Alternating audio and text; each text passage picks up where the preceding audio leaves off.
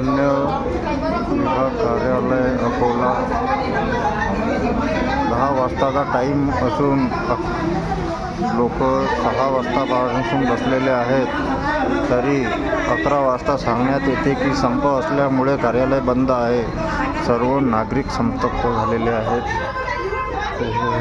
जवळपास 100 ते 150 माणसं सकाळपासून रांगेत उभे आहेत. आता कर्मचारी येऊन सांगतात की 11 वाजता संप असल्यामुळे सर्व कार्यालय बंद आहे. म्हणून नागरिक पूर्णतः संतप्त झालेले असून कर्मचाऱ्यांवर आपली राग काढत आहेत.